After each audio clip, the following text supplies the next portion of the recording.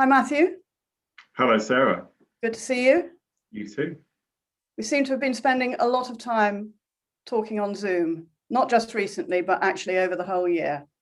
Fighting the good fight, Sarah. Fighting the good fight.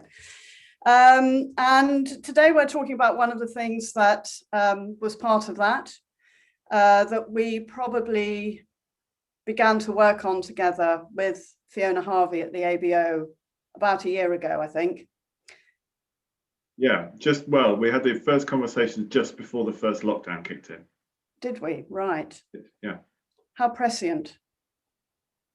Who could have known at that point? Who would have wanted to have known at that point? Wanted to have known, absolutely.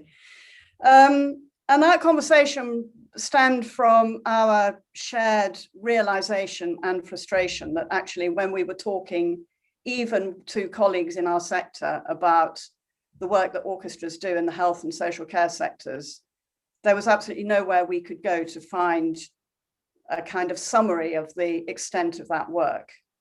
And so we decided we'd do something about it and run a survey of all the UK professional orchestras to find out what they were doing.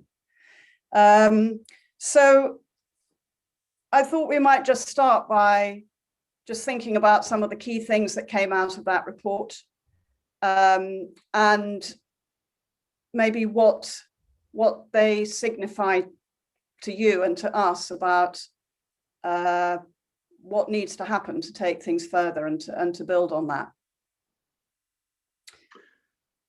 What were the key pointers for you? Well, lots of good and lots of bad, really. I mean, on the good side, there's lots going on. There's things going on in children's hospitals, working with older people, working in community settings, working in residential care settings, working in mental health, working in social prescribing. This is all to the good. I mean, orchestras are a multifarious and multi-talented lot, and that was reflected in the report. Also, the amount of inward investment that orchestras were bringing in, 1.6 million, we think, as a minimum, and that's in terms of direct investment coming in from funders, mainly private funders and trust foundations and individuals and things like that, into the sector, which then goes into the health, wellbeing and social care sector. So that's, I mean, 1.6 million is both a lot of money and hardly any money at all, but it's still a significant investment in terms of the orchestral sector. So those are the good things. I think that the things where we identified further need for development and change were the regional spread of what was going on. There were lots of pockets of activity. And then things, for example, we at the time we discovered, or we thought we discovered, that there was absolutely no orchestral activity in hospital settings outside London in the South East and East Anglia. We've since discovered that one or two orchestras are doing some things mainly almost exclusively in Oxford, actually. But there's whole swathes of the country where very little activity happens. The next thing is both a good and an opportunity for growth. It's mainly the chamber orchestras that are driving things. There's some fantastic models of working with the big symphony orchestras, Bournemouth Symphony Orchestra being the kind of standout to my mind.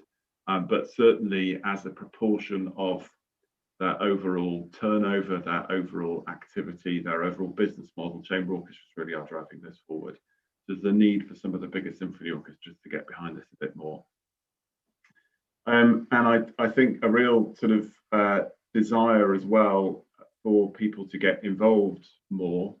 We discovered that 2/3 of orchestras, certainly those surveyed, and it was as comprehensive as it could have been at the time, bearing in mind that the circumstances we're working in, 2/3 of orchestras are already working in this area, and more than half of those that aren't want to get involved.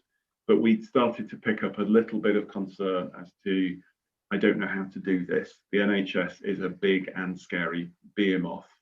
But in talking to the likes of James Sanderson at the National Academy of Social Prescribing, the NHS is welcoming orchestras with open arms at the moment. It's just a question of how do we make those connections and how do we better bring people together.